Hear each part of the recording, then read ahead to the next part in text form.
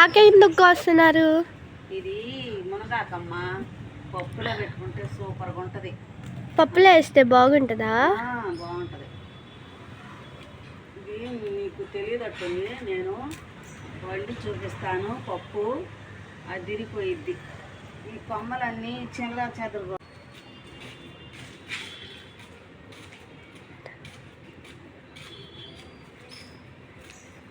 ఏమేంటి తెస్తున్నావు?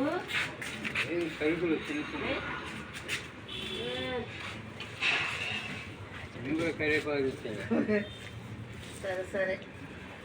పాలు తీసుకొచ్చావా? పాలు తెచ్చా, పెరుగు తెచ్చా. ఇది మునగాకు పప్పు చేస్తున్నా. సరే. ఆకలి అవుతుంది తొందరగా.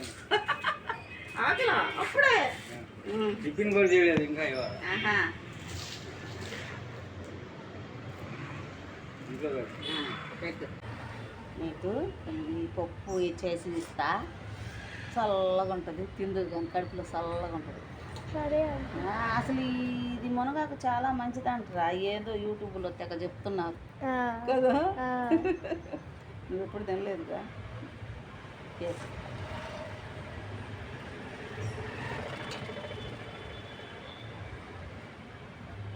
చర్చికి అయిపోయింది కదా, బీబీఎస్ అయిపోయిందిగా.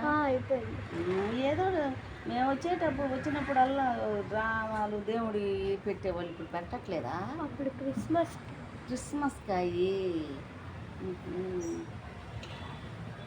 ఇక్కడ ఉంటే చక్కగా ఎవరో ఒకళ్ళు రోజుకి ఒకటి ఐటెం వండుకొచ్చేవాళ్ళు కదా పిల్లలకి.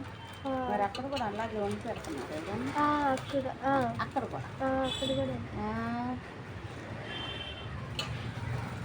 ఇక్కడ ఉంటే విజయాంటి అందరు తెచ్చేవాళ్ళు గారెలు చక్కగా పిల్లలకి బలిగా. నేను ఒకసారి చేసి శాంత అక్క, అదే స్వప్నక్క, శాంత అక్క, స్వప్నక్క, మా ఆడపడుచు కూతురు గుర్తుకొచ్చింది చూడండి పేర్లు. మా శ్వేత పంచింది గారెలు. దాంట్లో దీన్ని కారపొడి నెయ్యి వేసి ఇంకా చట్నీ చేయాల ఇచ్చాం చర్చిలో. పిల్లలు అయితే ఎంత ఇష్టంగా తిన్నారో, బాగుంది. ఒక్కసారే నేను ఇచ్చింది.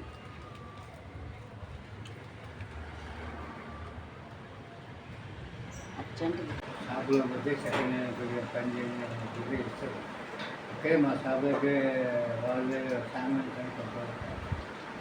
నేను ఒక 12 గ్యారెంటీ ఇస్తే మన ఎండాకాలం అయిపోతుంది.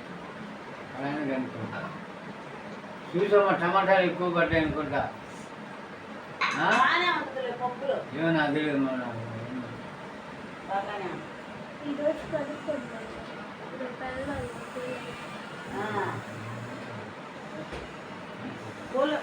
కూలరు చిన్నపాటి కూలర్ తెచ్చుకున్నారనుకో, నేను చక్కగా అమ్మ కూతురు మీరిద్దరేగా చక్కగా పెట్టుకోవచ్చు. టీవీ ఉంటే ఇంకా దిగులే ఉండదు. కూలర్ వేసుకొని హ్యాపీగా పడుకున్నా. కేబుల్ పిలుచుకుంటే